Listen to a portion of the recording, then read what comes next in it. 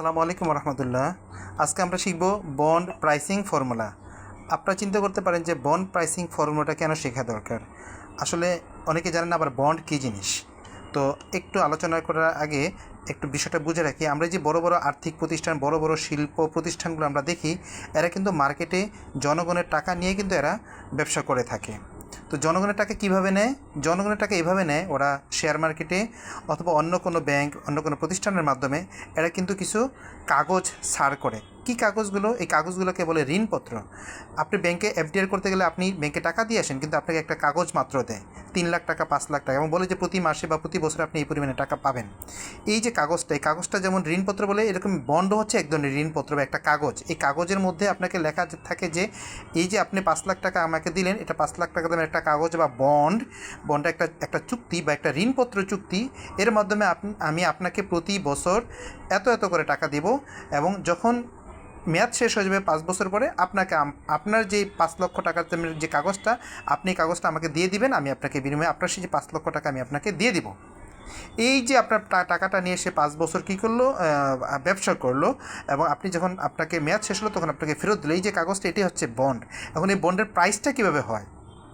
প্রাইসটা হচ্ছে যে আপনার কাছে যে টাকাটা সে আপনার কাছ থেকে নিল, এই টাকাটা যে সে ইউজ করলো, এটার যে একটা ভ্যালু আপনাকে দিল, সেই ভ্যালুটাই হচ্ছে যে আপনার হচ্ছে যে প্রাইস, সেটি হচ্ছে প্রাইসিং করা, বন্ডের প্রাইসিং করা। এবং সেই প্রাইসিংটা কীভাবে হয়, সেই প্রাইসিংটা বিষয়টা নিয়ে আমি আজকে আলোচনা করব। সেটা হচ্ছে বন্ড প্রাইসিং ফর্মুলা। বেসিক্যালি এই প্রাইসিং ফর্মুলাটা বলার আগে এটা বলে নেই যে আপনাকে যে 5 লাখ টাকা, আপনি যে বর্তমানে সে আপনার কাছ থেকে 5 লাখ টাকা নিল, আপনাকে সে যত পরিমাণে টাকা দেয় প্রতি বছর বছর, এবং সর্বশেষ যে টাকাটা দেয়, এইটার যে ভ্যালুটা, টাকা আর ভ্যালু কিন্তু দুইটা একরকম জিনিস না। আপনার হচ্ছে যে আজকে যে আপনাকে আজকের যে 100 টাকা, এটা 1 বছর পর এটা কিন্তু ভ্যালু 100 টাকা থাকে না, এটার দাম কিন্তু কমে যায়। সো এই যে 5 লাখ টাকা আপনি দিলেন তাকে যে কাগজ দিয়ে, 5 বছর পরে সে কিন্তু আপনাকে সেই 5 লাখ টাকা ভ্যালু দিল, ফেরত দিল। হ্যাঁ, সেই 5 লাখ টাকা আপনি পেলেন, কিন্তু তার মাধ্যমে এটা না যে আপনি 5 লাখ টাকা পেলে আপনি যে টোটাল 5 লাখ টাকা পেলেন, কথা কিন্তু সেরকম না। আপনি হচ্ছে যে 5 লাখ টাকা হাতে কলমে পেলেন, কিন্তু আপনার ভ্যালুটা কিন্তু 5 লাখ টাকা থাকলো না। এই মাঝখানে ভেঙে ভেঙে সেই প্রতি বছর যেই টাকাটা দিল সেটার এডিশন, প্লাস হচ্ছে আজকে যে টাকাটা পেলেন সেটার ভ্যালুটার এডিশন, সবগুলো এডিশন মিলে কিন্তু 5 লাখ টাকা আপনি পেলেন। অর্থাৎ 5 লাখ টাকা আপনি আজকে তাকে যে ভ্যালুতে 5 লাখ টাকা দিলেন, 5 বছর পরে কিন্তু আপনার 5 লাখ টাকার সেই ভ্যালু থাকে না। সো প্রাইসিং মডেলটা কিন্তু সেইভাবেই তৈরি।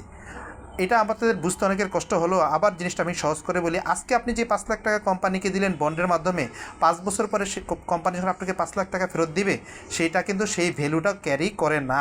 আপনাকে প্রতি বছর বছর যে ভ্যালুটা দিল আপনাকে, আপনি সেটাকে ইন্টারেস্ট বলতে পারেন, সেটাকে কুপন রেট বলতে পারেন, সেগুলোর যোগফল প্লাস হচ্ছে যে 5 বছর পরে আপনাকে যেই 5 লাখ টাকা দিল সেটার যে ভ্যালুটা, এই এই ভ্যালুগুলা প্রতি বছর বছরের ভ্যালুটা প্লাস হচ্ছে সর্বশেষ যে ভ্যালুটা, এই ভ্যালুগুলোর যোগফলই হচ্ছে আপনার হচ্ছে এই বর্তমান সময়ের 5 লাখ টাকার সমান। যদি আপনি কথাটা বুঝতে পারেন, এটা একটু জটিল কথা, এবং এই কথাটা বুঝতে পারলেই হচ্ছে আপনার বন্ড প্রাইসিং ফর্মুলাটা বুঝতে পারবেন। সো বন্ড প্রাইসিং ফর্মুলাটা সাধারণত কী করা হয়, সামিশন অফ টাইমস ইনটু, আপনি হচ্ছে যে সামিশন করবেন, সিতে হচ্ছে যে আপনার কুপন রেট, মানে প্রতি বছর বছর আপনাকে সে বলে আমি এত করে টাকা দিব, divided by 1+r into times power times, plus হচ্ছে par value divided by 1+r T. এখন এইটা খুব কঠিন লাগতেছে, বেসিক্যালি খুব কঠিন না, এটা একটা পার্ট, এটা একটা পার্ট। এটা হচ্ছে মূল টাকাটা, আর হচ্ছে প্রতি বছর বছর যে কুপন টাকা দেয় সেটা। প্রতি বছর যে কুপন টাকার যে ভ্যালুটা আপনাকে, ধরেন আপনাকে প্রতি বছর 50 টাকা দিল, কিন্তু সেই 50 টাকার আসলে বর্তমানে ভ্যালু কত, এবং হচ্ছে যে আপনাকে মেয়াদ শেষে যে 5 লাখ টাকা ফেরত দেবে সেটার হচ্ছে যে বর্তমান ভ্যালু কত, এই 5 লাখ টাকার বর্তমান ভ্যালু, এবং হচ্ছে প্রতি বছর যে লাভের টাকা দেয় সেটার বর্তমানে ভ্যালু কত, এই ভ্যালুগুলোর যোগফলটাই হচ্ছে যে আপনার present value of your bond. So বন্ডের এই সূত্রটা, কুপন ভ্যালুর বর্তমান ভ্যালু প্লাস হচ্ছে যে মূল টাকার বর্তমান ভ্যালুর যোগফলটাই হচ্ছে যে আপনার present value of bond. So present value of bond equals to summation of time into coupon rate divided by 1+r T, plus হচ্ছে যে par value divided by 1+r T. হ্যাঁ, এটা হচ্ছে যে সূত্রটা আমরা ব্যাখ্যা করে আপনাদেরকে বুঝিয়ে দেব। সো এখন আমরা একটু যেই কথাগুলো এতক্ষণ আপনাকে বললাম, আমাদেরকে বললাম, সেই কথাগুলো একটু ভেঙে ভেঙে বলি। এই যে সূত্রটা, এটা কী মিন করে, এ বন্ড পেজ, এটাতে আপনি বোঝাচ্ছেন যে একটা বন্ড, যে বন্ডটা আপনি কিনলেন টাকা দিয়ে, এই বন্ডটা হচ্ছে যে কুপন পেমেন্ট এভরি ইয়ার, প্রতি বছর বছর আপনাকে একটা কুপন পেমেন্ট দিবে। আমরা কুপন পেমেন্টে বলি ইন্টারেস্ট রেট বলি, যে আপনাকে 1,00,000 টাকা রাখলে আপনাকে প্রতি বছর সাপোজ 10,000 করে টাকা দিবে। হ্যাঁ, সো এই যে প্রতি বছর 10,000 করে পাচ্ছেন, এটা হচ্ছে কুপন পেমেন্ট এভরি ইয়ার, প্রতি বছর আপনি কুপন পেমেন্ট পাচ্ছেন।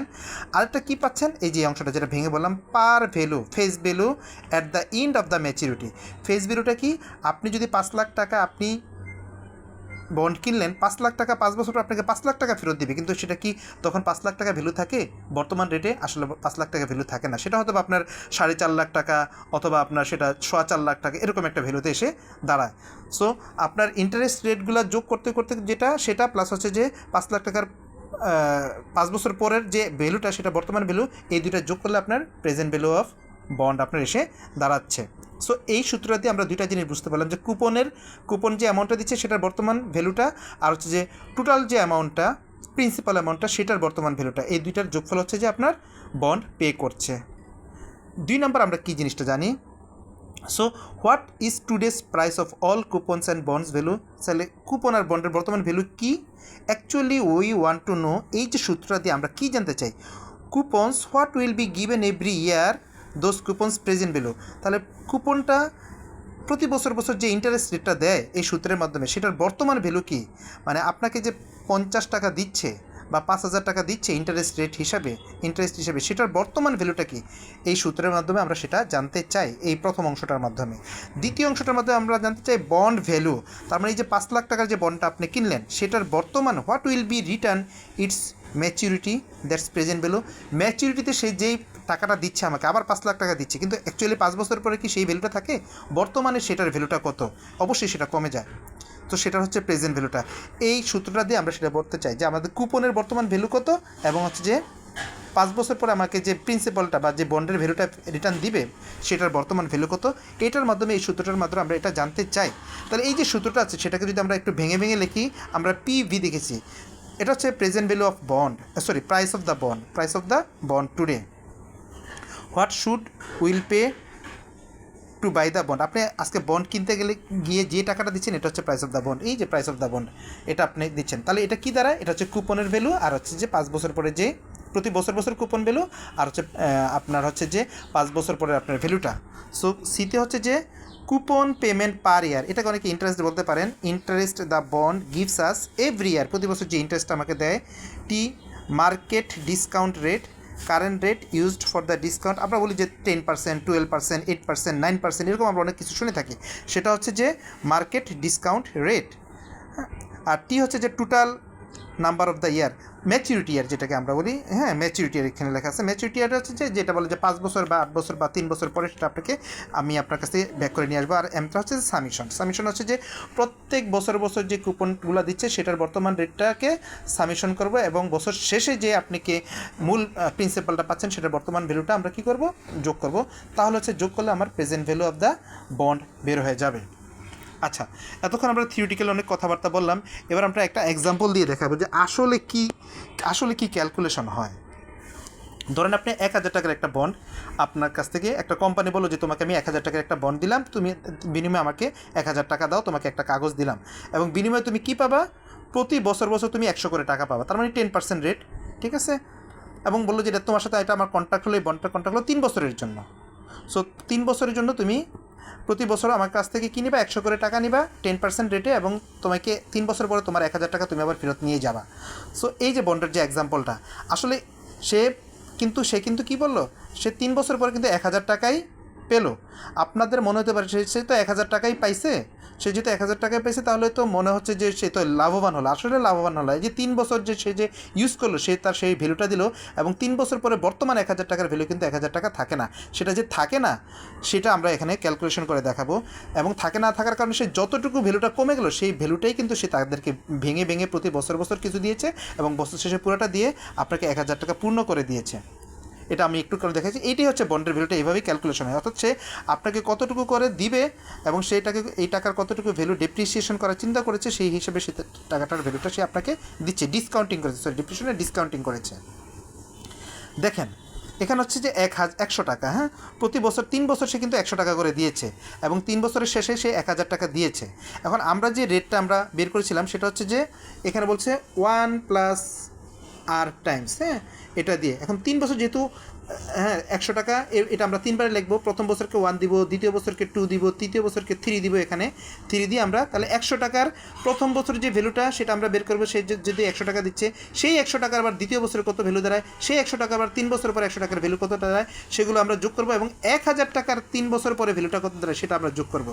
সো 1000 টাকার 3 বছর পরে যে ভ্যালুটা এবং হচ্ছে 100 টাকার পরপর 3 বছরের যে ভ্যালুটা সেগুলো আমরা যোগ করলে তাহলে আমরা দেখবেন বন্ডের ভ্যালুর সাথে মিলে যাবে। এখানে যে 1000 টাকা আছে সেই 1000 টাকা মিলে যাবে। আমরা দেখি 100 টাকা, এই যে 100 টাকা, সেটার 1 বছর পরে 100 টাকার ভ্যালু দাঁড়াচ্ছে 90 টাকা। 100 টাকার পরের বছর সে আবার 100 টাকা ভ্যালু, আসলে 100 টাকা না, বর্তমান ভ্যালুতে সেটা ভ্যালু হচ্ছে 82 টাকা। এবং তৃতীয় বছরে আসলে সে দিচ্ছে 100 টাকা, কিন্তু বর্তমান ভ্যালুতে সে তখনকার 100 টাকার ভ্যালু হচ্ছে 75.13। এবং তৃতীয় বছর পরে যে তাকে যে মূল টাকাটা দিচ্ছে 1000 টাকা দিচ্ছে, 1000 টাকার তৃতীয় বছর পরে আসলে মূল ভ্যালু 1000 টাকা নেই বর্তমান রেটে, সেটার দাম হয়ে যাচ্ছে 751 টাকা 31 পয়সা। এটা আপনারা কীভাবে বের করবেন? আপনারা বলবেন যে ভাই আমরা জানি না, এটা আমরা কীভাবে বের করি। এই যে একটা ক্যালকুলেটর নেবেন, সায়েন্টিফিক ক্যালকুলেটর নিয়ে ধরেন আপনি হচ্ছে যে 100 টাকা, এই 100 লিখবেন, 100, তারপরে আপনি ইকুয়ালসে টিপ দিবেন, ইকুয়ালসে টিপ দেওয়ার পরে তারপরে সূত্র অনুযায়ী ডিভাইডেড দিবেন। এই যে 100কে আমরা, এটা হচ্ছে কুপন, মানে 100 টাকা আপনি পাচ্ছেন, এটাকে আমরা ডিভাইড দিব হচ্ছে যে এই যে দেখেন, তারপর হচ্ছে আপনি ব্র্যাকেট দিবেন, সূত্র অনুযায়ী ব্র্যাকেট দিবেন। যে ব্র্যাকেট আছে সূত্র 1 প্লাস রেটটা, সো 1 হচ্ছে যে 1 দিলাম, প্লাস হচ্ছে যে রেট হচ্ছে কত 10%, মানে হচ্ছে 0.10।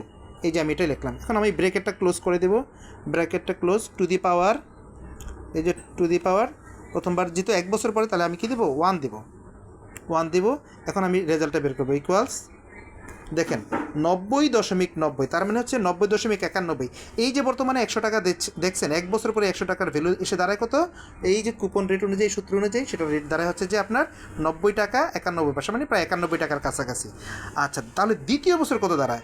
ঠিক একইভাবে আমরা করবো, এটাকে অঙ্ক করবো। দেখেন আবার লিখি বোঝানোর জন্য, যেহেতু 100 টাকা সে দ্বিতীয় বছর পাচ্ছে, আবার 100 লিখি, 100 ইকুয়ালস দিব, তারপর হচ্ছে যে ডিভাইড বাই সূত্র অনুযায়ী আবার ফার্স্ট ব্র্যাকেটটা দিই, ফার্স্ট ব্র্যাকেট 1, এই যে এখানে 1 প্লাস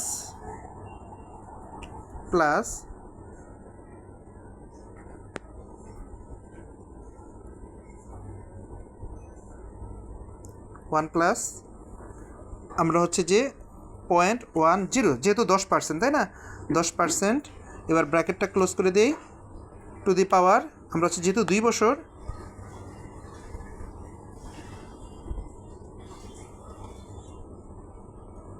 2 দিলাম। এবার ইকুয়ালস দিই, দেখেন কত আসলো 82.64।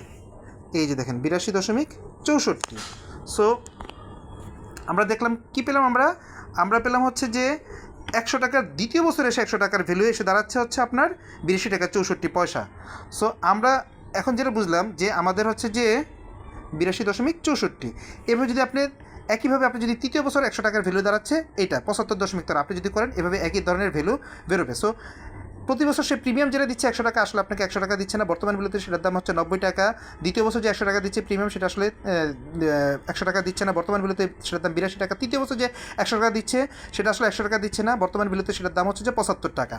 এইভাবে 3টা ভ্যালু। এবার তৃতীয় বছর শেষে আপনাকে যে 1000 টাকা সে ফেরত দিল, আসলে কি আপনাকে 1000 টাকা দিল? দেখেন 1000 টাকা তৃতীয় বছর পরে সেটার ভ্যালু কত দাঁড়ায়, 1000 ইকুয়াল টু এটাকে আপনি ডিভাইড করলেন ওই সূত্র অনুযায়ী, এই যে এটা দিয়ে, হ্যাঁ, এই যে পার ভ্যালু, যে বাকি অংশটাকে, এই অংশটাকে মূল টাকাটা আপনি ফেরত পাবেন, সেটা যোগ করবেন, ডিভাইড বাই 1 ব্র্যাকেট দিয়ে 1 প্লাস, যেহেতু রেট 10%, 0.10। এবার আমরা ব্র্যাকেটটা ক্লোজ করে দেব, টু দি পাওয়ার দিব, এই যে পাওয়ারের ঘটে এটা। এবার হচ্ছে 3 বছর, তাই যে আমরা এখানে 3 দিব, 3 দিলাম। এবার আমরা একটা ইকুয়ালস দিই, ইকুয়ালস দেখেন আপনার হচ্ছে 751 টাকা 31 পয়সা। হ্যাঁ, এই যে 751 টাকা 31 পয়সা। তাহলে 3 বছর পর আপনার 1000 টাকার বর্তমান ভ্যালু হচ্ছে, 3 বছর পরের 1000 টাকার বর্তমান ভ্যালু, বর্তমানে সে ভ্যালুটা হচ্ছে আপনি 751 টাকা। 751 টাকা। এবার হচ্ছে আপনার তাহলে হচ্ছে যে এই এই 100 টাকার 3 বছরের ভ্যালু পরপর এবং হচ্ছে যে 1000 টাকার 3 বছর পরে ভ্যালু, এটা যদি আপনি যোগ করে দেখেন 999.75 প্রায় 1000 টাকা বেরোলো। তার মানে সে কিন্তু আপনাকে 1000 টাকা খুব লাভ দিচ্ছে না, সে আপনাকে ডিসকাউন্টিং করতেছে, আপনাকে কতটুকু দিচ্ছে। হ্যাঁ, আপনাকে সেই 1000 টাকা 3 বছর পরে আপনি কিন্তু সেই 1000 টাকায় ভ্যালু পাচ্ছেন। সো প্রেজেন্ট ভ্যালুতে সে 1000 টাকা আপনার 1000 টাকায় সে দিচ্ছে এবং সে এইভাবে আপনার বন্ডটাকে কী করছে, প্রাইসিং করেছে। আপনার বন্ডটাকে প্রাইসিং করেছে যে সে আপনার কাছ থেকে 1000 টাকা দিয়ে বন্ডটা কিনে নিয়েছে এবং এইভাবে ইন্টারেস্ট দিয়ে আপনার সাথে সেটা অ্যাডজাস্ট করেছে। সো বন্ডের প্রাইসিংটা ফর্মুলাটা এভাবেই হয় যে আপনাকে কুপনটাকে আপনি ভাগ করছেন হচ্ছে যে রেট দিয়ে, প্লাস হচ্ছে ডিসকাউন্টিং, প্লাস হচ্ছে যে মূল প্রিন্সিপালটাকে আপনি সেই ডিসকাউন্ট রেট দিয়ে ভাগ করার পরে আপনার একটু ডিসকাউন্ট রেট প্রতি বছর বছর বের হয়ে গিয়ে আপনার মূল টাকার কতটুকু ডিসকাউন্টিং হলো সেটা বের হয়ে গিয়ে আপনার বন্ডের প্রাইসিংটা প্রেজেন্ট ভ্যালু অফ বন্ডিং হচ্ছে। প্রেজেন্ট ভ্যালু অফ তাহলে বন্ড হচ্ছে যে 1000 টাকা মাত্র, বন্ড প্রেজেন্ট ভ্যালু 1000 টাকার বর্তমান প্রেজেন্ট ভ্যালু বেরোবে। সো এই যে অঙ্কগুলো করলাম এটা দিয়ে আমরা কী বুঝতে পেলাম, হোয়াট ডু ইউ আন্ডারস্ট্যান্ড? আমরা বুঝতে পারলাম যে future money is less valuable than today. ভবিষ্যতের যে টাকাটা, আজকের যে 100 টাকা, এই 100 টাকা ভবিষ্যতে কি লেস ভ্যালুয়েবল, ভবিষ্যতে এটার দাম কমে যায়। So we divided it by, কীভাবে আমরা কমে যায়, সে কতটুকু কমে সেটা আমরা কীভাবে বের করবো, সেটা হচ্ছে ইন্টারেস্ট রেট যেটা দেয় সেটা দিয়ে আমরা ভাগ করে দিয়ে, হ্যাঁ, এবং কত বছর সে বছরটা বসে দিয়ে পাওয়ার তত বছর বসে দিয়ে আমরা ভাগ করলে আমরা বর্তমানে সেটার ভ্যালু কতটুকু আমরা জানতে পারবো to calculate the present value of the future amount. ফিউচারের যে অ্যামাউন্টটা সে আমাকে দিবে সেটার বর্তমান ভ্যালু কত সেটা আমরা জানতে পারবো, এই ফর্মুলা দিয়ে আমরা জানতে পারি।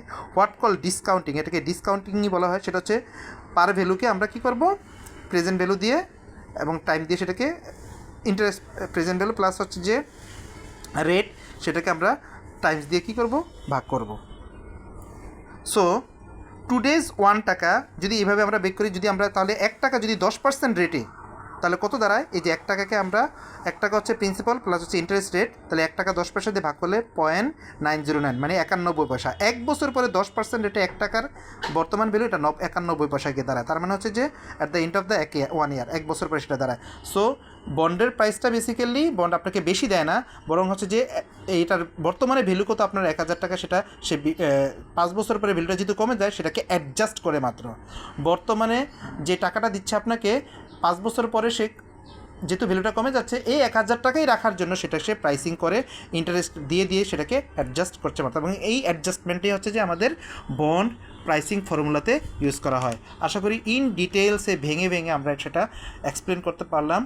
যাদের বন্ড প্রাইসিং নিয়ে কোনো প্রবলেম থাকে তারা এই জিনিসগুলো বুঝতে পারবে, এবং বড় বড় কোম্পানিগুলো কিন্তু এভাবে ইন্টারেস্ট রেটগুলো ক্যালকুলেশন করে। এবং আমরা যদি বড় বড় কোম্পানির বন্ড প্রাইসিং মডেলটা আমরা বুঝতে চাই যে এরা বড় বড় কোম্পানি চালায় কীভাবে, সিএফওরা বা বড় বড় অ্যাকাউন্টস অফিসাররা কীভাবে এগুলো চিন্তাভাবনা করে, তাহলে আমরা এই বিষয়গুলো খুব সহজে আমরা বুঝতে পারবো এবং বড় বড় কোম্পানির প্রাইসিং মডেলটা আমরা বুঝতে পারবো, এবং তারা কতটুকু করে আমার টাকাটাকে কতটুকু করে ভ্যালু দিচ্ছে এবং কতটুকু ডিসকাউন্টিং করছে তাদের সেটা আমরা যখন আমরা এইভাবে ডিসকাউন্টিং করব, ক্যালকুলেশনগুলো করব, তখন আমরা বুঝতে পারবো যে আমার টাকাটাকে, বর্তমানে টাকাটাকে তারা কতটুকু করে ভ্যালু দিচ্ছে। সো যখন আমরা সবাই বুঝতে পারবো তখন আমরা আসলে অনেক বেশি কোম্পানি অ্যানালাইসিস করতে পারবো, আমরা আমাদের বিজনেসকে এবং আমাদের টাকাকে আমরা কী করতে পারবো, ভ্যালু দিতে পারবো। ধন্যবাদ। আসসালামু আলাইকুম রহমতুল্লাহ।